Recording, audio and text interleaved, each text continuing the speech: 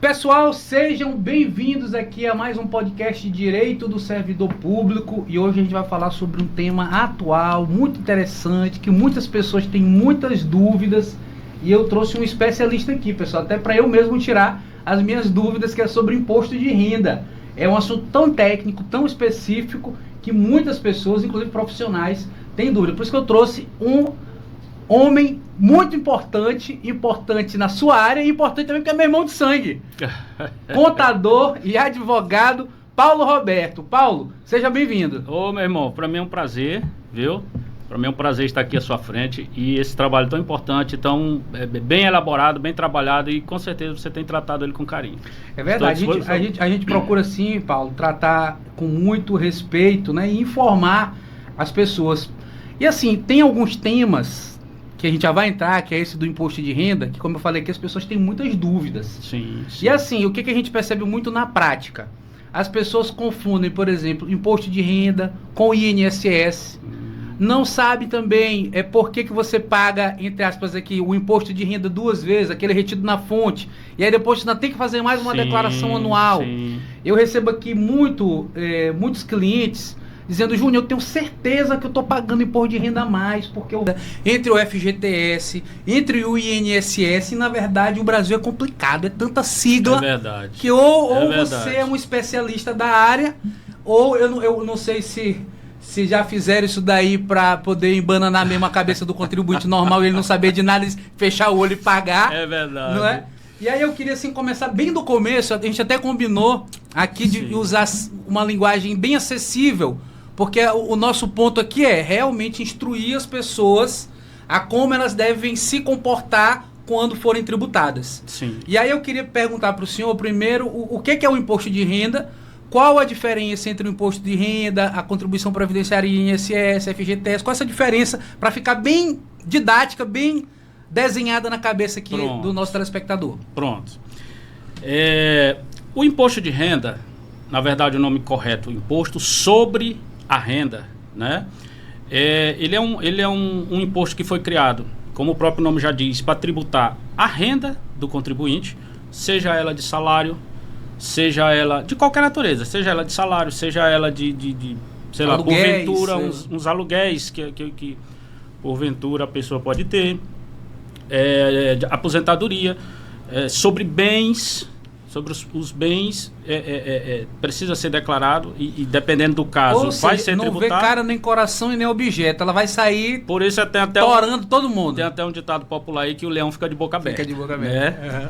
Mas brincadeiras à parte, Júnior, assim, uma obrigação cívica, né? A declaração do imposto de renda é uma obrigação cívica, faz parte da cidadania, né? Demonstra aí uma organização financeira, né, de todo contribuinte, e além de ser uma obrigação imposta por lei. Então, como você perguntou, a diferença entre imposto de renda, FGTS, o imposto de renda, como eu já falei, ele é tributado em cima da renda, né? Ele é um imposto que vai buscar a sua renda, patrimônio, enfim. O FGTS é uma garantia, é um seguro garantia que as empresas pagam em cima do seu salário, ou seja, da sua contratação, para que você tenha um certo, vamos dizer assim, um certo conforto em caso de demissão. Que existem uma regra própria, né, que não é o foco aqui, mas existem regras próprias e que lhe dão uma certa segurança quando você é demitido de um emprego, até que você possa conseguir outro emprego. E aí você já tocou num ponto interessante, que é o FGTS, então ele não é pago pelo trabalhador. Não. Ele é pago pela empresa. Empresa privada ou empresa pública. Não. Desde que não seja contratação direta. O FGTS, ele não incide sobre a contratação em órgãos públicos, ou seja, servidor público. O subsídio ou o vencimento dos servidores públicos não incide FGTS. Isso. Ou seja, o servidor público não tem FGTS. Na exceção das empresas públicas, né? Banco do Brasil, Caixa Banco do Brasil, isso. Bem colocado. As empresas públicas têm. Isso. Mas o serviço público, no geral, elas não têm FGTS. Os servidores não têm direito a esse FGTS, só da iniciativa privada. Ele está falando, pessoal, daqueles contratados direto, que também é uma dúvida muito grande. Isso. Aqueles contratados direto, quem são? Você fez um concurso para a prefeitura. Então, nesse caso, aí você não tem direito ao FGTS. Você é contratado ali direto, aqueles contratos, ou seletivo. Nesse caso aí não tem FGTS. Não tem FGTS. O FGTS, ele é para pessoas na CLT. Então você, professor, que trabalha numa escola, esse tem o FGTS, é isso? Exatamente. Se você é professor de uma escola particular, aí você é vinculado à CLT, você é contratado pelo regime seletista. E é importante a gente falar essa diferença, doutor Paulo, porque é o seguinte, vem muita gente atrás da gente perguntando, Júnior, eu tenho direito ao FGTS, como é que é? E existem algumas teses jurídicas aí que eu não me adequo a elas, que eles querem buscar o FGTS também de contratações diretas. Eu acho que é causa perdida. Não. Eles querem, mas... Eu também acredito que não tenha lógica. Não tem fundamento jurídico, isso. Entendeu? Então, a gente estava falando da diferença. Pronto. O FGTS, ele faz parte do que a gente chama tecnicamente, de obrigações patronais. Como o próprio nome está dizendo, são obrigações do patrão, ou seja, da empresa. Entra aí o FGTS, entra o INSS, que você também colocou, entra o INSS, que é a parte segurada, porque o INSS, só abrindo um parêntese, que eu acho importante, que várias pessoas têm essa dúvida que eu já presenciei.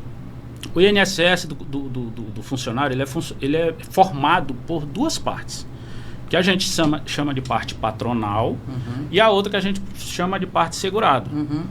A parte segurado é aquela que vem descontada no contra-cheque de todo servidor, seja ele da iniciativa privada, seja ele da iniciativa pública, desde que seja vinculado ao INSS. E a previdência privada também entra nesse raciocínio. Então, aquele descontozinho que vem no contra-cheque, a gente chama de parte segurado, que aquele valor, quem paga, se está sendo descontado do salário do servidor, então quem paga é o servidor. Aí o INSS. Nós estamos falando de INSS. Só para poder, separar. E o empregador, ou seja, o patrão, a empresa, ou seja, tem a obrigação também de contribuir para esse INSS desse servidor. Inclusive a alíquota do patrão, que é a obrigação patronal, ela é maior. Gira em torno aí de 20%, isso. Aí varia, né? Mas geralmente é 20%. Então essas duas contribuições vai lá para o INSS dizendo, olha, eu descontei do servidor Paulo Roberto, está aqui as duas contribuições.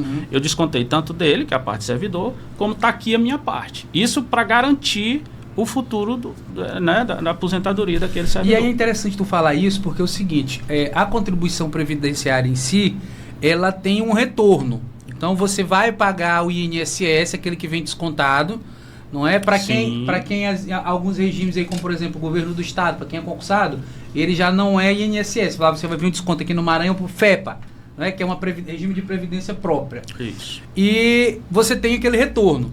Agora a pergunta que muitos me fazem, e eu quero dirigir essa pergunta para o senhor, no caso do imposto de renda, eu pago ele para quê? O imposto de renda, na verdade, você paga para os serviços públicos de forma geral. Na verdade, você paga para a União, né? Ele é um imposto devido para a União. Ele não tem um retorno, vamos dizer assim, um retorno direto. Você não sente ele diretamente.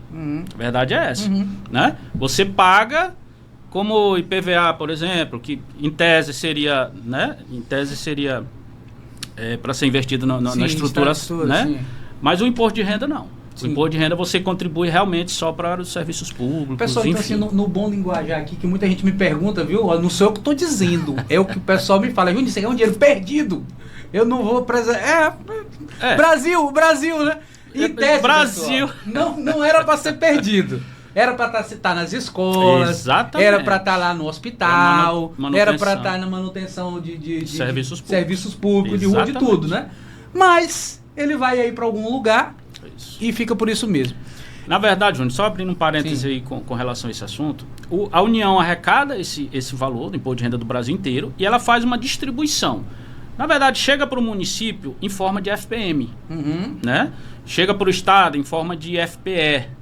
E assim ser aplicado nos serviços públicos. Para ser aplicado, né? A cota ali dos entes federativos, né? Exatamente. Beleza, doutor. E aí, eu quero já fazer uma pergunta aqui a gente já vai entrar aqui no Imposto de Renda 2025, certo. Já é pauta aqui nossa. Mas antes disso, eu queria fazer uma pergunta também para o senhor que muitas pessoas têm dúvida. Qual a diferença daquele imposto de renda retido na fonte, aquele que já vem no contra-cheque das pessoas, e essa declaração do imposto de renda anual? Ou seja, quem paga o imposto de renda retido na fonte, ele também precisa fazer a declaração anual? Pronto.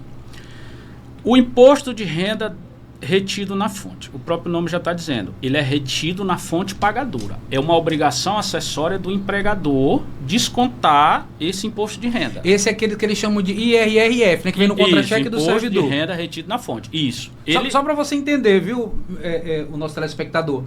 A IRRF, que eles perguntam, Júnior, o que é isso aqui, ó? Isso. IRRF. Então, esse sigla, é o imposto de renda também. Retido na fonte. Pronto, certo? Então, o imposto de renda retido na fonte, aquele que já vem retido na fonte. Que fonte é essa? Na fonte pagadora. É lá de onde vem o nosso salário, vamos dizer assim. Então, esse é uma obrigação acessória do empregador. Ele tem a obrigação, desde que o funcionário se enquadre nas regras, ele já tem a obrigação de tirar esse dinheiro do funcionário, que é o que a gente chama de líquido. A gente passa o líquido para o servidor, ou para o empregado, se for o caso. Esse imposto de renda, Paulo, esse imposto de renda fica para a empresa? Não. Ele é repassado, a contabilidade, quando ele faz a contabilidade no final do mês, ele repassa, ele paga um DARF com esse valor para os cofres federais. Ele não fica com esse dinheiro. É uma obrigação que até ano passado, 2024, ele fazia uma declaração chamada DIRF. D-I-R-F, DIRF, Declaração de Imposto Retido na Fonte. Até ano passado, 2025 para frente não existe mais a DIRF. Você está falando dos órgãos empregadores. Eu já estou falando aqui da obrigação acessória do órgão empregador. Só para ficar bem... Só para ficar claro. Isso.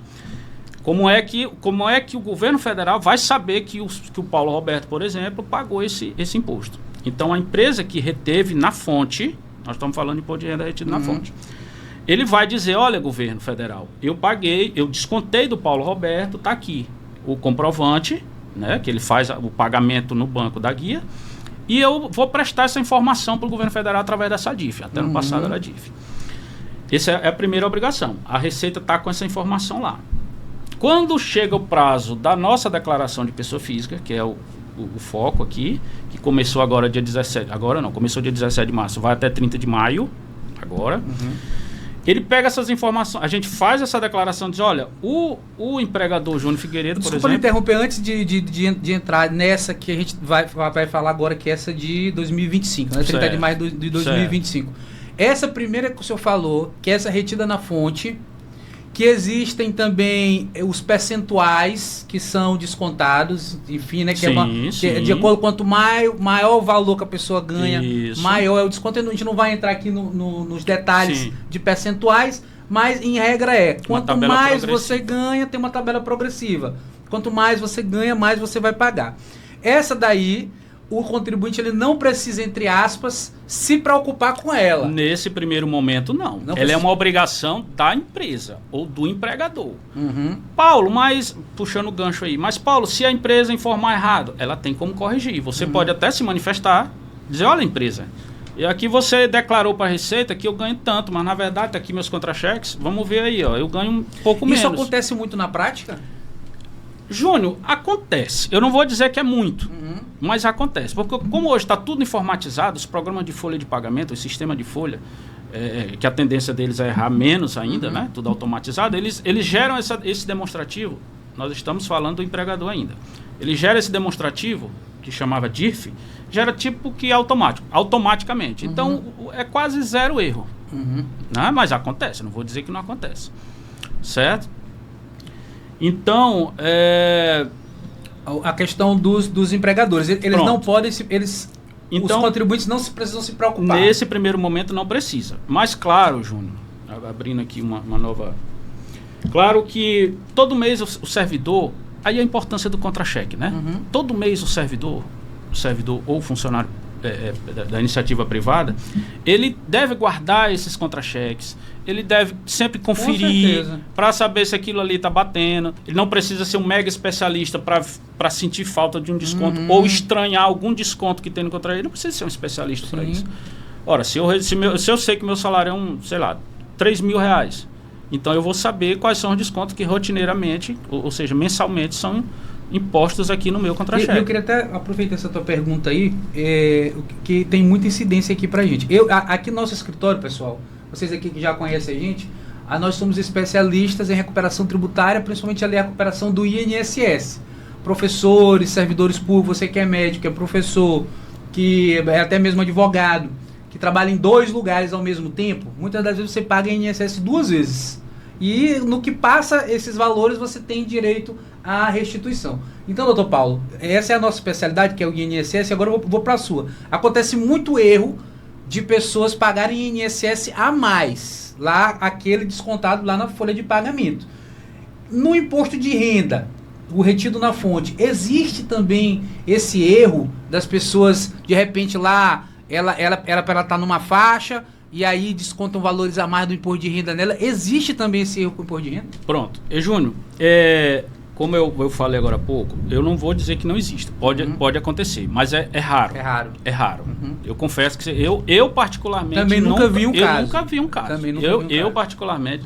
Se algum colega aí já passou por isso... Mas é sempre bom esclarecer, sim, claro, porque as pessoas têm muita dúvida, elas perguntam muito, eu estou pagando mais imposto de renda do que eu devia e tal. Então, não é uma coisa que aconteça rotineiramente. Não é uma coisa rotineira. Agora, como você falou do INSS, o INSS ele tem um teto máximo, ou seja, ele tem um teto, né? O imposto de renda, não. O imposto de renda, se você ganhar, sei lá, 100 mil, ele vai incidir em cima de 100 mil. Diferente do INSS, que é 4 mil e alguma coisa lá, né? 5 mil e alguma coisa. Então, o imposto de renda não. O imposto de renda não tem esse teto. O imposto de renda é 27,5 e vai embora. Sim. Né? Entendi. Entendeu? Perfeito. Então, as pessoas aqui, o nosso telespectador, não precisa se preocupar ainda nessa com aquele imposto de renda retido na fonte, IRRF. Nessa primeira fase, como eu falei, que é uma obrigação da empresa, o servidor, claro que isso não impede do servidor conferir, como eu já falei, mas nessa primeira fase ele não precisa se preocupar. E quando que ele precisa se preocupar? Quando ele precisa se preocupar? Na hora de fazer a declaração de imposto de renda dele, de pessoa física. Que a gente já vai entrar agora para essa em 2025. Pronto. A Receita Federal, de posse dessa informação do patronal, que nós acabamos de falar, ele vai casar com as informações que os servidores, ou seja, que o funcionário vai prestar. Ele vai casar essas informações. Ou seja, a empresa já disse lá atrás na DIF, como eu acabei de falar, olha, eu descontei do Paulo Roberto R$100 de imposto de renda. A Receita está com essa informação. Aí eu vou dizer para ela, no prazo da declaração, né, na minha declaração, dizer, olha, Receita, o meu empregador descontou R$100 meu. Então ele vai cruzar essas informações. Então tá correto, ok. Primeiro ponto. O segundo ponto que você me perguntou foi a questão de, eu estou pagando imposto de renda 2 vezes. Vamos lá. Não é bem isso. Não é bem assim. Não é bem assim. No senso comum, a sensação que a gente tem é que a gente está pagando 2 vezes. Com certeza. Poxa, se eu pago todo mês um valor, por que no final, na minha declaração, ainda deu imposto de renda para me pagar? Pronto, agora nós vamos lá. O nome técnico dessa declaração é ajuste anual. É um ajuste anual. Ou seja, a Receita vai te chamar para prestar conta. Às vezes também no senso comum, vamos prestar conta com o leão e tal. Então ela vai dizer assim, olha, me dê todas as informações. Aí você vai prestar suas informações. Às vezes você tem 2 rendas. O fato de ser uma menor não está lá no banco de dados da Receita. Pode acontecer. Né? Só aquela que incidiu o imposto de renda. Eu tenho aqui uma segunda fonte de renda, sei lá, eu tenho um aluguel, eu tenho meu salário aqui e tal, mas eu tenho uma casa que eu disponibilizo para alocação. Então, essas rendas, quando somadas, ela vai formar uma nova base de cálculo para incidir o imposto de renda. Só você fazer um adendo aqui, o senhor, que até eles voltaram atrás aí o governo, mas aquela questão lá deles tentarem rastrear, que teve uma grande repercussão agora, ultimamente, né? Sim. De tentarem rastrear os valores, que seria rastrear o Pix que era passado de um para outro, os cartões de crédito e tal. Exatamente. Faz sentido da gente imaginar que, na verdade, não era uma taxação do Pix, mas era uma tributação do Pix, no sentido de vou rastrear quanto que esse rapaz aqui tá ganhando, para mais lá na frente, no ajuste anual, eu ir lá e olha aqui, esse dinheiro, cadê? Júnior, na verdade, a tendência dos computadores é se comunicar. A grosso modo, né? Estou falando aqui a grosso modo. A tendência dos computadores é se comunicar. Né? Então, você bem colocou, eu acredito também nessa tese. Eu acredito que isso é uma forma até de, eu não diria controle. Eu não diria controle, talvez não seja a palavra certa. Arrecadação, não é de arrecadar. O controle da arrecadação. Exatamente, porque o foco é isso aí. A gente sabe que é isso aí. Né? Então, eu acredito que seja sim. Uma forma deles controlar, deles rastrear, deles casar as informações. Poxa, a tua movimentação de Pix aqui foi R$100 mil. Como é que tu declarou, sei lá, 30? Sim. E é por isso que tinha muitos especialistas dizendo, pessoal, isso aqui vai pegar todo mundo, vendedor de cachorro quente, todo mundo, quem empresta cartão de crédito, rapaz, como é que tu ganha tanto e tua fatura de cartão é X? Entendeu? Exatamente. Né? Acontece mesmo. Ainda bem que não foi pra frente por enquanto. Foi pra frente. Pelo menos por enquanto tá sob, né, tá guardado. Mas voltando, você estava falando sobre o ajuste. Pronto, o ajuste anual. Então, quando a Receita vai pegar as informações que o empregador... Eu estou repetindo muito isso, Júnior, porque é de onde nasce tudo. Sim, de onde nasce tudo. Sim. É da informação que o empregador prestou. Sim. E ele vai casar com as suas informações, aí ele vai ver quem deve quem. A Receita vai cruzar as informações e vai ver quem deve quem. E por isso que o nome é ajuste, né? Na verdade, por isso é que o nome é ajuste. E, na verdade, você não vai pagar o que você já pagou. Você vai pagar o que falta. Vamos supor, se nesse ajuste, um exemplo bem prático, você devia R$100 de imposto de renda, mas você pagou só 90. Você deve 10. Você não vai pagar mais 100, você vai pagar só 10. E o inverso também é verdadeiro. Eu tinha que pagar R$100 de imposto de renda, mas por algum motivo paguei 110. Aí é que a gente chama de restituição. Aí o próprio sistema já calcula e já lhe diz que você tem R$10 para ser devolvido. Para receber, no caso. Entendi. Que a gente chama de restituição. Perfeito. Então, é como o senhor bem falou, na cabeça nossa, do contribuinte, você está pagando duas vezes. Paga aquele descontado na fonte, depois tem que fazer mais anual. Exatamente. E pagar de novo. Mas formalmente não seria isso. Não é seria isso. O ajuste, até porque tem algumas maneiras, e eu já vou entrar nesse assunto, de você restituir os valores pagos. Que seria com educação, com saúde, enfim. Uma série e aí, já entrando nesse assunto de restituição, de proteção, não é? Nesse ano de 2025 agora, por exemplo, quais são os cuidados e quais são os documentos que as pessoas têm ali que ir atrás, buscar, para que nesse ajuste eles saiam no positivo e não no negativo? Pronto. Existe no senso comum, existe o pessoal chega para o contador e diz, eu vou levar para o contador X porque o contador X faz eu receber mais. Isso é mito. Isso é mito. Porque tudo está dentro de uma lei, tudo é normatizado por uma lei, né? Então, não existe essa questão de dizer, eu vou levar para o contador X porque ele não existe. É como faz para advogado, esse advogado está demorando. Esse advogado está demorando. Vou tirar do advogado e botar. Exatamente, é o mesmo raciocínio. Então, a documentação está lá fixada em lei. Então, eu não tenho uma mágica para que aconteça isso, né? Para que eu sou o contador, eu vou fazer com que você receba mais. É mito. Então, assim, você precisa guardar durante o ano todos os seus recibos ou notas fiscais com despesa com saúde, seja ele consulta, exame, dentista, só não entra remédio. Remédio não entra, né? Como eu já falei, dentista, médico, exames no geral, exatamente. A pessoa está com uma doença, vai fazer um exame lá e... Exatamente, sim. Pronto. Despesas com educação também. A pergunta é o seguinte, necessariamente tem que ter uma nota fiscal lá com o CNPJ ou se alguém ali pegou e meteu um recibozinho ali, pronto, vale? O recibo vale. O recibo é válido. Só que não é tão fácil dizer, eu vou botar um recibozinho aqui para máquina. Não é assim. Até porque você tem que... A Receita pode lhe chamar para comprovar esse... Além do documento, tá lá o documento, mas a Receita pode dizer, rapaz, me diz como é que tu pagou isso aqui, de onde foi? Pode acontecer isso. Aí você tem que ter uma certa, digamos assim, um comprovante que você pagou, uma chave, uma transferência via Pix, alguma coisa assim para amarrar aquele documento. É muito arriscado isso. Sim, entendi. Já foi tempo. Hoje, com a tecnologia, não está mais assim. Até porque o cara que... Um exemplo, o dentista que te atendeu lá no consultório, ele tem que dizer que ele recebeu de ti aquele valor. Né? E você vai dizer, realmente eu paguei. Então, tudo é cruzado, essas informações. Mas aí complica um pouco, né? Porque aí, às vezes, é como você está falando. Aí, às vezes, você vai fazer da maneira correta, uma outra pessoa não faz. Bom, mas aí ele está assumindo um risco, né? Né? Aí Mas você estava falando, então, na saúde, né? Pronto, você pode... saúde, despesas com educação também, que são as mais corriqueiras. A despesa com educação, Júnior, muita gente aqui, cabe esclarecer, ele é limitado a R$ 500 e alguma coisa. Eu não lembro exatamente o valorzinho, mas ele é limitado. Ou seja, eu posso ter 10 mil de recibo de educação, mas eu só vou reter, aliás, só vou restituir, só vai me dar um desconto de 3.500 e alguma coisa que eu não lembro agora. A saúde não, a saúde é integral. Ou seja, se você pagou uma consulta de R$1.000, ele vai abater os R$1.000 na sua declaração de imposto de renda. Educação, não. Certo. Doutor, me explica uma coisa aqui.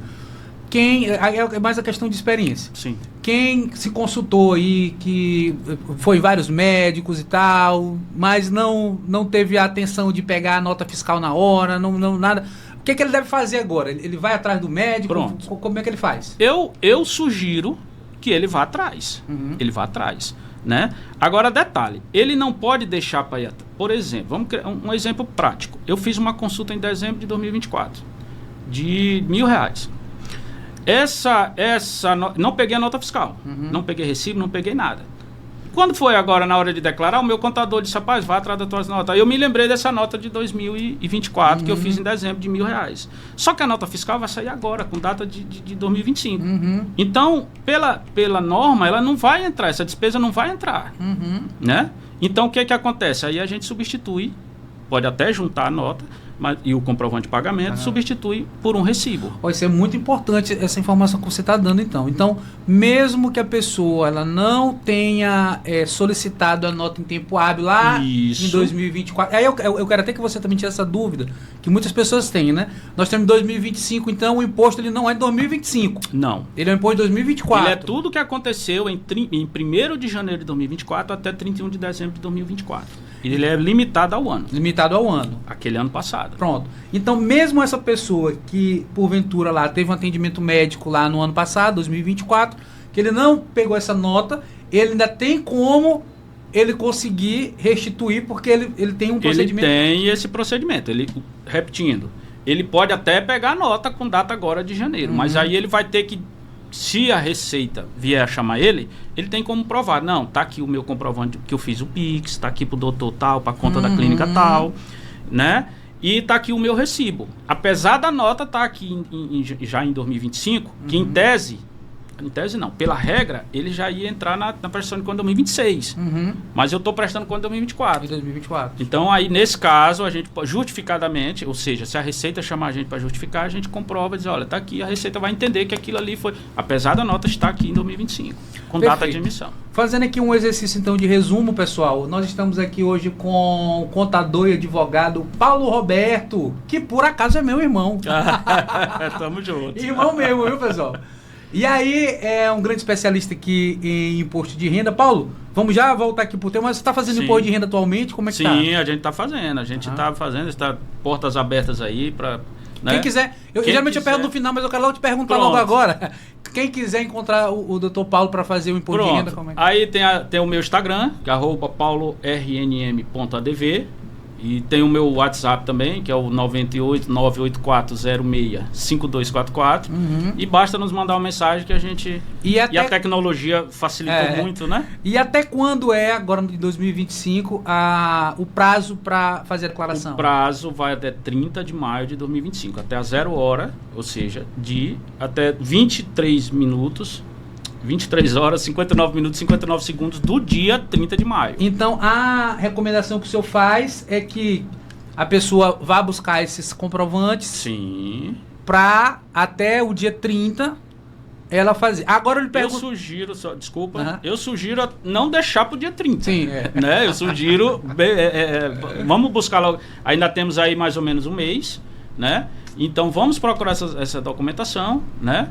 E juntar tudo e correr lá para o nosso escritório. Agora eu lhe pergunto uma coisa. Aquela pessoa que não conseguiu juntar essa documentação em tempo hábil, ela pode entregar ali uma declaração mesmo ali, como se diz no linguajar, meia boca, e depois ela ir lá e consertar essa declaração? Júnior, existe a possibilidade, né, legal, de alterar essa declaração de imposto de renda a qualquer tempo. Inclusive, você pode fazer várias alterações, não tem problema nenhum.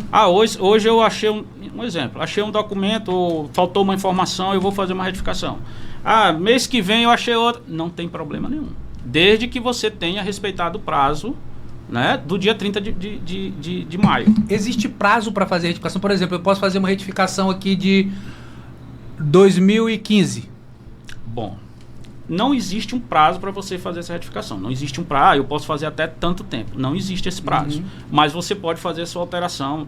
Digamos que você está na malha fiscal por conta de um erro de uma declaração de 2022, um exemplo. Você pode entrar lá e fazer a sua retificação, comprovar conforme a Receita está pedindo. Né? Não tem problema nenhum. Perfeito. O importante, então, que você está falando é entregar até o prazo legal. Exatamente. Esse é importante. Esse é o primeiro ponto importante que a gente tem que ter em mente. Entregar até o dia 30 de maio. Se de repente ficou... Às vezes acontece até do contador, de repente cometer um erro. Acontece, né? Então ele pode retificar depois, sem problema nenhum. Aí antes de falar essa questão... Sem pagar multa. Certo, perfeito. Antes de falar de entrar na multa, de entregar e não entregar, eu quero saber o seguinte. Tem muita gente que está se perguntando, rapaz, será que eu preciso declarar? Né? Será que eu tenho que entregar alguma coisa? Aí eu quero que o senhor já entre nessa pergunta. Quem é que precisa cumprir esse prazo até 30 de maio e quem é que não? Fica de cabeça fria que tu não entra nisso aí. Pronto. A primeira regra, a regra mais comum, vamos dizer assim, é, de fato, o rendimento auferido no ano de 2024. Que todo ano o governo faz uma atualização desse valor. Esse ano de 2024, para quem vai prestar conta agora em 2025, referente a 2024, ficou em 33.888. Né? Ou seja, se você ganha abaixo desse valor, você não precisa se preocupar, em tese. Se você ganha acima desse valor, você já é aí obrigado... Aí esse ganho, como o senhor bem falou agora há pouco, engloba tudo. Tudo. Se você tem salário acima desse valor, se você tem salário e aluguel, se você tem, você é assalariado, mas recebe uma pensão. Então, tudo isso. Aquele mito de quem não tem carteira assinada, ele trabalha aqui só na formalidade, isso aí não existe. Não existe. Na verdade, a regra do leão, vamos dizer assim, é que todo mundo preste conta de tudo. Tá, né? Todo mundo no bolo. Não tem. Eles meio que criaram essas exceções, mas a regra continua sendo. Sim. Né? Então, as pessoas que não precisam, né? 30 e quanto? 33.888. Perfeito. Né? Mas existem outras regras. Digamos que eu não tenho renda nenhuma, né? Mas eu tenho um patrimônio, né? Acima de 800 mil, por exemplo. Eu não tenho essa renda fixa, essa renda mensal. Eu não sou mensalista. Por exemplo, mas eu tenho um patrimônio. Eu entendi. Você, por exemplo, recebeu uma herança. Pronto. Um exemplo, não trabalha. Pronto. Não trabalha ali de carteira assinada, por exemplo. Exatamente. Mas você tem aquele patrimônio ali. Aquele patrimônio acima de 800 mil. Pronto, aí como é que funciona? Aí você tem que declarar esse bem. Você pode até não pagar imposto sobre ele, mas você tem que declarar. Certo? Digamos que você... Mas se você, em cima desse patrimônio, você ofere renda...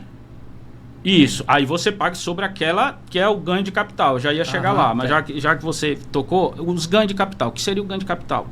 Digamos que eu comprei hoje um apartamento de, eu peguei ele aqui numa bagatela de 20 mil. Um exemplo.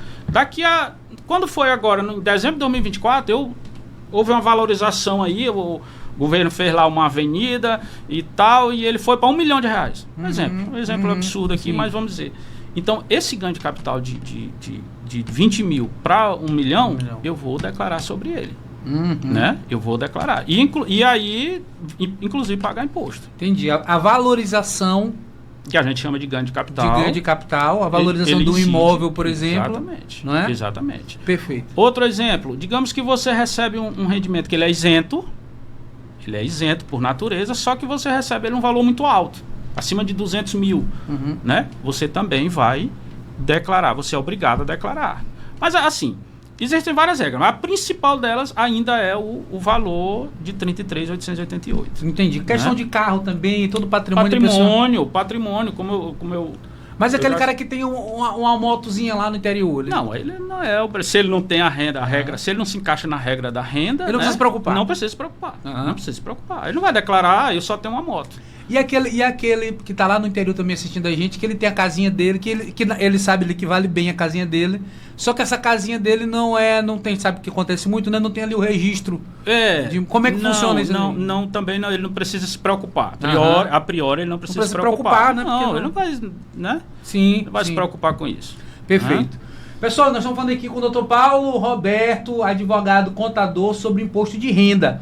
E eu queria até deixar aqui logo para vocês, pessoal, um aviso importante. Você que tem ou conhece alguém que tem alguma doença grave, por exemplo, câncer, cardiopatia grave, que é problema do coração, pode ter isenção do imposto de renda. Aqueles que são aposentados e pensionistas. Então, além de você ter a isenção desse imposto de renda, você ainda pode também recuperar os últimos 5 anos.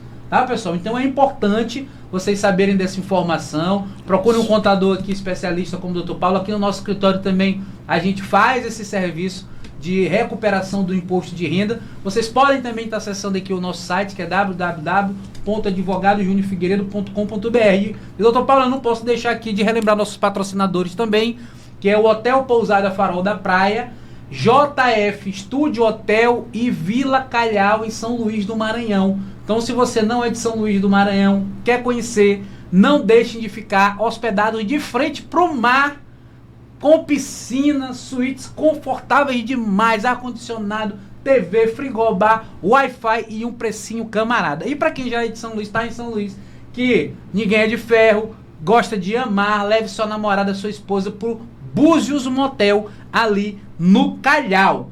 Doutor Paulo, então, as pessoas têm que se preocupar, porque dia 30 encerra o prazo. Encerra o prazo. Isso. E agora eu lhe pergunto, quem não entrega esse imposto de renda dia 30, quais são as consequências? Pronto.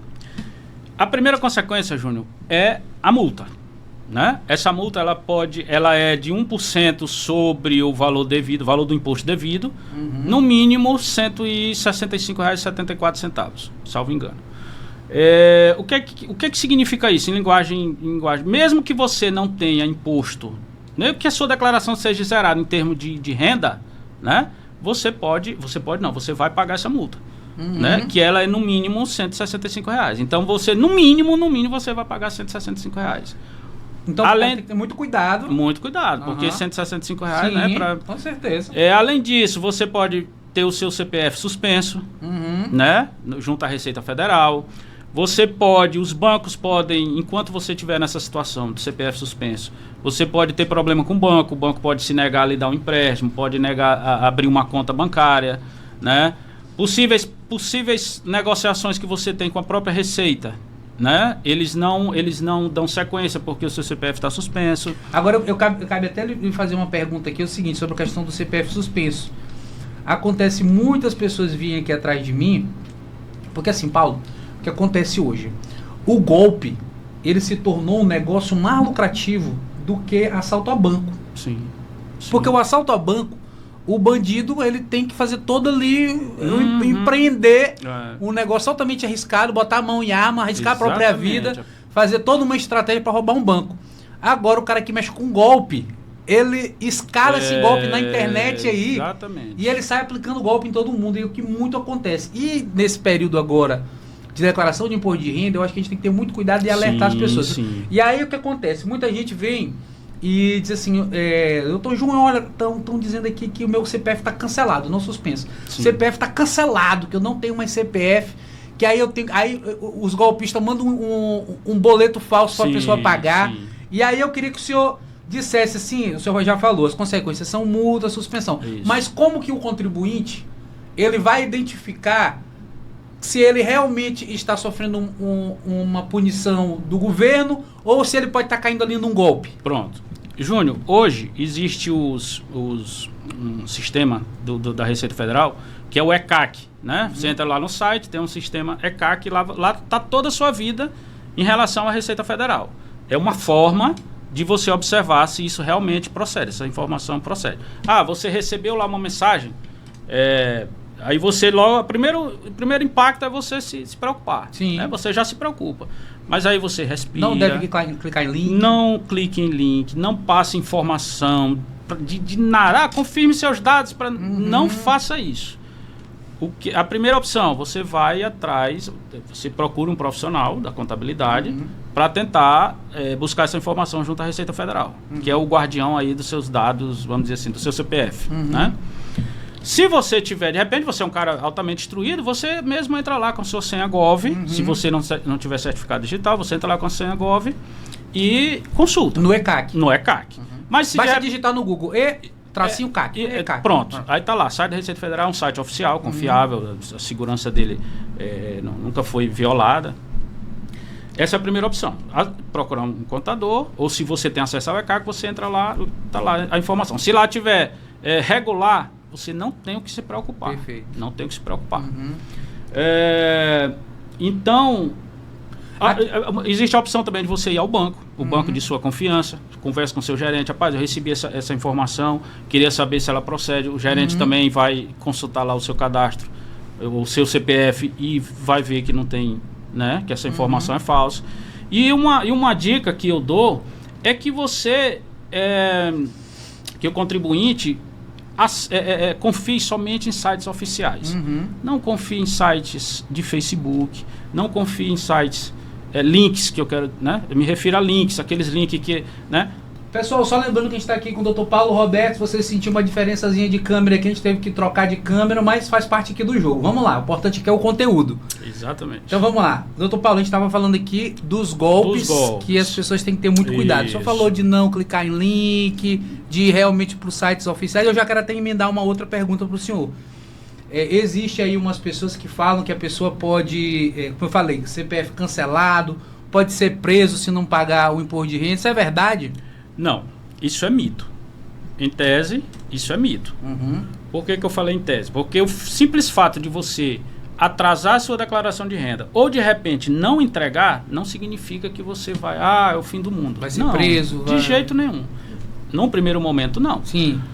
Vou já explicar por quê.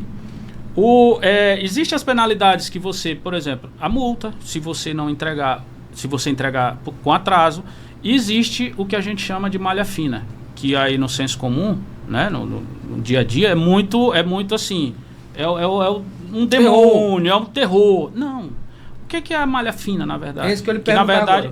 O que é a malha fina? Pronto. Na verdade, o nome é malha fiscal, né? Na verdade, a Receita lhe chama para corrigir alguma informação.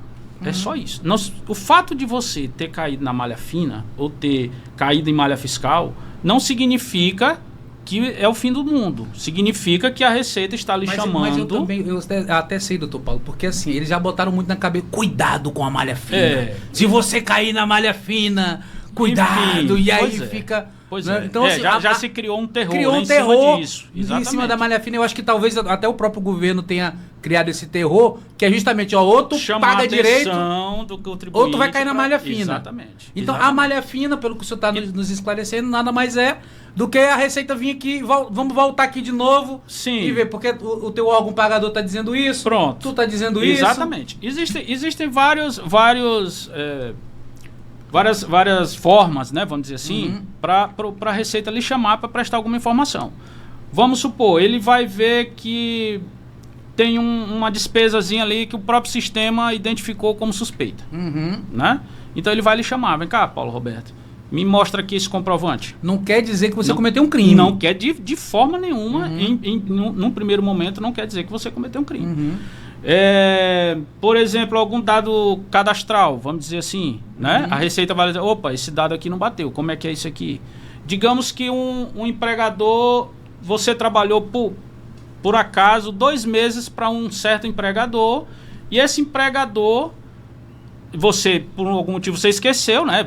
Sei lá, de repente passou batido e você não informou que recebeu aquele dinheiro. A Receita vai lhe chamar para prestar conta aí, e esse valor que você recebeu.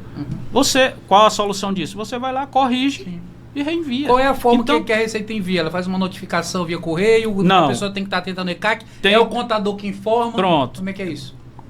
Se o CPF, voltando lá ao tópico anterior, se o CPF não ficar suspenso, que é um dos, né, do alerta, é um dos alertas, primeiro alerta seria o CPF ficar suspenso. Aí, opa, já acendeu a luzinha. Não declarei meu imposto de renda, eu caí na malha fina, não fui atrás de nada, meu CPF foi suspenso, cheguei lá e fui fazer alguma compra, alguma coisa, meu CPF deu suspenso. O que essas pessoas têm que fazer? Pronto. Eu aconselho, primeira coisa, procurar o contador. Primeiro ponto, né? A não ser que você tenha uma expertise muito grande, né? Para você não... Mas procure um profissional para lhe dar uma segurança, para lhe dar uma certeza que vai ser feito um trabalho bem feito na correção desses dados. Como eu já falei em tópicos anteriores, essa alteração, essa retificação pode ser feita a qualquer tempo. Né? Inclusive, se você fizer até 30 de maio, inclusive você pode mudar a forma de tributação da sua declaração, simplificada ou completa. Mas aí a pessoa, ela teve o CPF suspenso, ela vai atrás do contador, que é para o contador, vamos dizer assim, regularizar a situação dela. Exatamente. E aí o CPF dela depois fica normal, ela não precisa normal, volta ao normal.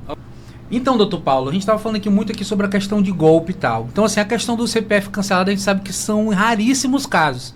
A pessoa, então, ela não precisa se preocupar caso ela receba alguma mensagem, que provavelmente é de um golpista, dizendo que o CPF dela está cancelado. Não precisa se preocupar. Até são casos, para um CPF ser cancelado, são casos muito específicos previstos em lei. Né? São casos de duplicidade de inscrição, de repente por algum motivo, um erro, a pessoa tem 2 CPF, ela vai ter que cancelar um. O caso mais óbvio, que é a morte do contribuinte. É como diz lá aquele apresentador lá, né? CPF cancelado. CPF cancelado, é porque morreu de fato. Isso aí não tem. Então, o que há é a suspensão e há como fazer a recuperação. Pronto. Aí a minha pergunta é o seguinte, para ela CPF está suspenso. Sim. Ela tem que ter um contador, um profissional, que seria o mais recomendado, ou ela consegue fazer sozinha? Pronto. Se ela tiver um acesso à informática, uma expertise de entender como é que opera o ECAC, por exemplo, ela buscar essas informações, o motivo por que está cancelado, ela pode fazer sem problema. Agora, eu aconselho a procurar um profissional, advogado, contador, para ir atrás dessas informações com mais segurança. Perfeito. Doutor Paulo, e a declaração, que essa agora é 2025, qual a diferença dela ser simplificada e dela ser completa? Pronto.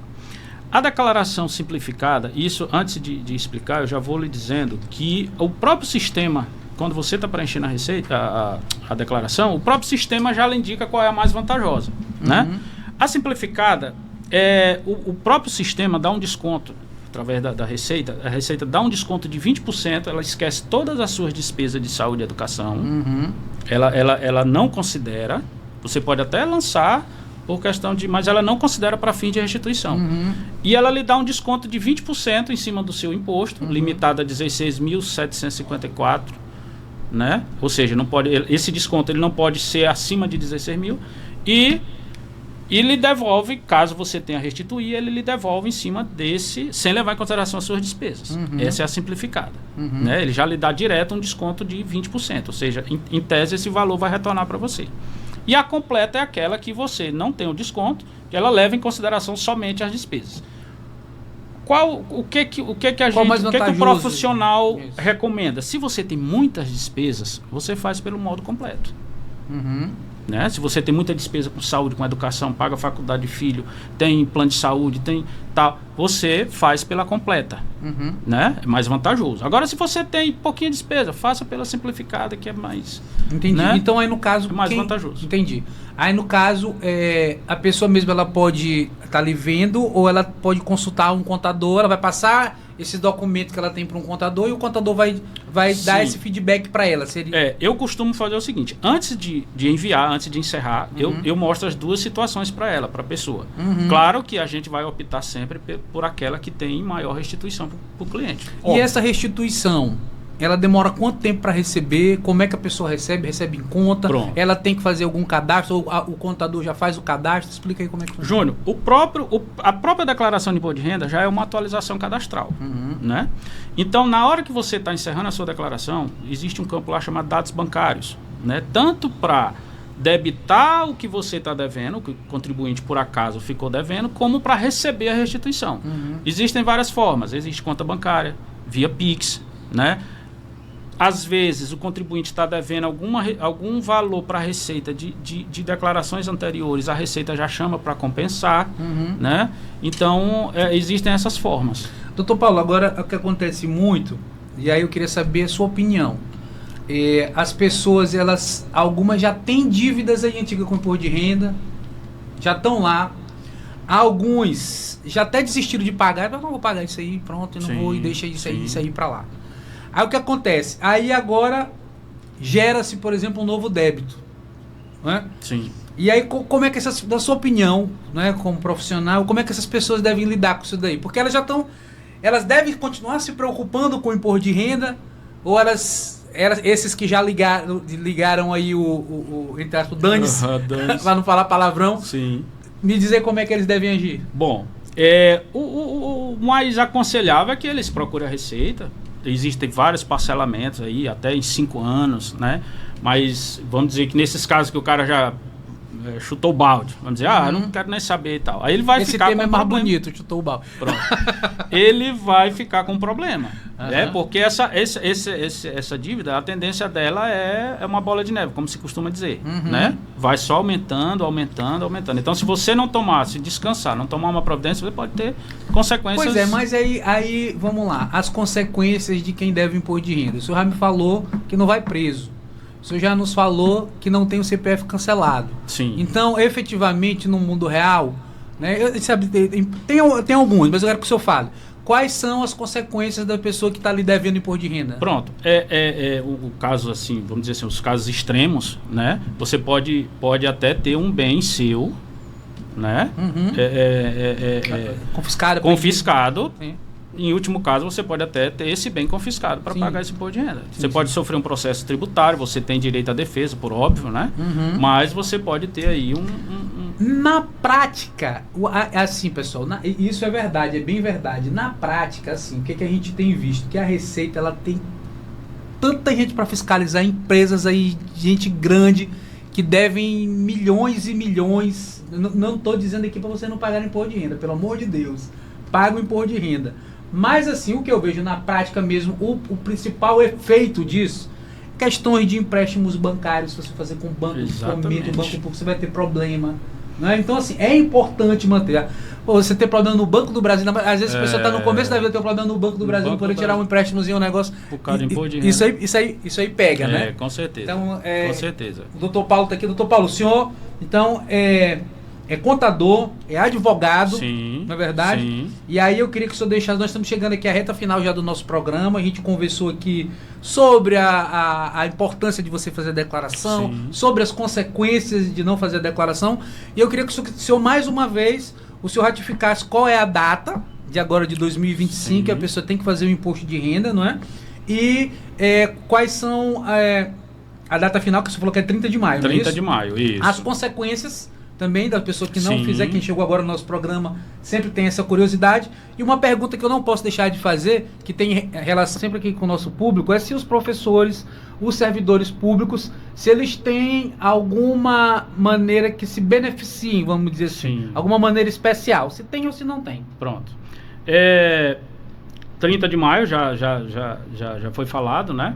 A gente espera que o governo espera que sempre espera que seja recorde de declaração, né? Não deixem para a última hora, porque geralmente o último dia a gente sabe que tem vários, né? Vários embrólios aí, né? Qual foi a segunda pergunta? A dos servidores e professores. Não, antes tinha uma consequência, falou? As consequências a gente já citou, né? Dos professores e dos servidores. Pronto. Como já foi falado, a consequência primeiro é a multa, né? Essa multa em todos os casos ela vai incidir, né? E outros, CPF suspenso, você fica impedido de negociar com o banco. Alguns bancos impõem isso nas suas regras, né? Específicas. Olha, se é devendo a Receita, já não... né? Negociações com a própria Receita, você não fica impedido enquanto você não regularizar seu CPF, né? E são inúmeras outras, né? Que são as mais comuns, são essas. Professores e servidores. Pronto. O professor e o servidor, pelo simples fato, né, de serem professores, não tem uma regra especial. Eles têm uma preferência na restituição do imposto de renda. Perfeito. A lei incluiu eles como prioridade, se a renda deles for prioritariamente ou predominantemente de professor, né, porque às vezes tem alguma outra atividade, mas se for predominantemente renda de professor, da atividade de professor, eles têm aí uma prioridade na restituição. Ou seja, eles recebem primeiro do que os demais, os comuns, vamos dizer assim. Perfeito. Doutor Paulo, antes da gente encerrar, eu queria só para a gente poder esclarecer um tema aqui importante, que ficou aqui pendente, que era a questão dos dependentes. Né? Como que funcionam os dependentes? São só os filhos que são dependentes? Tem um neto, o neto pode ser dependente? Meus pais podem ser dependentes? Como é que funciona essa questão aí dos dependentes? Pronto. Os dependentes, Júnior, são aqueles que realmente, né, dependem do contribuinte. Né? Ah, o meu pai pode ser meu dependente? Pode.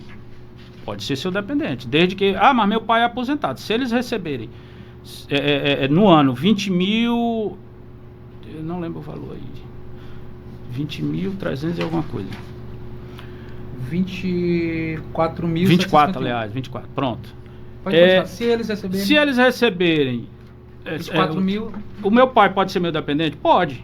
Pode ser meu dependente. A minha mãe? Pode. Desde que... Ah, mas eles são aposentados. Bom, então se eles receberem de 24.751 a menos, ou seja, menos do que esse valor, eles podem sim ser enquadrados. Se eles, de fato, aí vem a questão da verdade das informações, né? Se eles de fato dependem de você enquanto contribuinte, né? Se eles dependem realmente do contribuinte. Filhos, até 21 anos de idade, pode ser acima de 21, desde que estejam cursando a faculdade, o curso superior, um curso técnico, né? O filho em qualquer idade, desde que seja incapaz, né? Se ele tem algum problema que o torna incapaz, ele também pode ser dependente. E esse dependente, ele dá um desconto, aproveitando aqui o tema, ele dá um desconto de R$ 2.272 na sua declaração. Ou seja, cada dependente dá um desconto no imposto. Veja só, ele não vai lhe devolver esse valor em forma de restituição. Ele vai abater isso da base de cálculo do imposto. Entenda bem, só para que fique claro, né? Sim. Que alguém vai dizer assim, eu tenho 3 filhos, eu vou botar aqui, eu vou receber de volta. Não, jamais. Ele vai abater esse valor da base de cálculo do imposto de renda que você tem a pagar ou a receber. Perfeito. Doutor Paulo, quero agradecer sua presença aqui, foi muito esclarecedor. Né? Muito obrigado. As pessoas realmente têm muitas dúvidas sobre a questão de imposto de renda e, como eu lhe disse, até às vezes faz essa confusão se realmente a gente não parar aqui para esclarecer, né? As pessoas ficam sempre achando que estão pagando a mais, verdade. Às vezes pode ter que estejam pagando, né? A importância de um profissional habilitado, qualificado. E aí é que eu quero fazer a última pergunta para o senhor. Na verdade, não é a última pergunta, é uma mensagem. Se eu deixo uma mensagem aqui para a população que já vai chegar o prazo final, né? Pronto. Que é no dia 30 de maio. Qual é a mensagem final? Essa aqui é a sua câmera. Qual é a mensagem final que o senhor deixa aí para quem está ali no limbo? Prestem contas, envie a sua declaração de imposto de renda. É importante, é um dever cívico, faz parte da cidadania. Você vai estar ajudando a proteger, vamos dizer assim, a questão da sonegação fiscal, né? Você vai estar prestando contas com o leão. E também eu aconselho a procurar, claro que tem muita gente evitando que tem problemas, expertise, né? Fazendo declaração de imposto de renda, né? Mas procure um profissional, contador, habilitado. Não é obrigado, não é só contador que faz. Mas a gente sabe que um profissional faz toda a diferença, né? E não deixe para a última hora, porque o último dia tem problema. Todo o sistema dá problema no último dia, acarreta, né? Enfim, evitem multas, envie sua declaração de imposto de renda. É isso aí, pessoal. Paulo Roberto, advogado, contador, especialista em imposto de renda e meu irmão. Pronto. Agradeço muito aqui a participação do meu amigo e irmão Paulo Roberto. Satisfação. E espero vocês aqui no próximo programa. Até lá, não deixem de pagar o imposto de renda, pessoal, pelo amor de Deus. Até porque, Paulo, antes até de me despedir, você que é professor, que tem 2 contra-cheques, trabalha em 2 lugares, como eu falei aqui, você tem direito à restituição. Você pagou INSS a mais e você tem direito de receber. Agora, se você não tiver com esse imposto de renda em dias, o que o leão vai dizer? Não, tudo bem, a gente deve aqui 30 mil para você e você me deve 40. Então eu vou te contar como é que tu vai me cobrar para tu receber esse dinheiro. Então, pessoal, se possível, pague o imposto de renda direitinho. Existe aí a questão de parcelamento, né, Paulo? Então, parcela. Pode parcelar, vai perder de vista aí, como o pessoal diz, né? Pronto, perfeito. Então é isso aí, gente. Doutor Paulo Roberto aqui. Muito obrigado, meu irmão. Fica com Deus. Você já está convidado aqui para os próximos tempos. Pronto, é uma honra, meu irmão. Valeu, um abraço.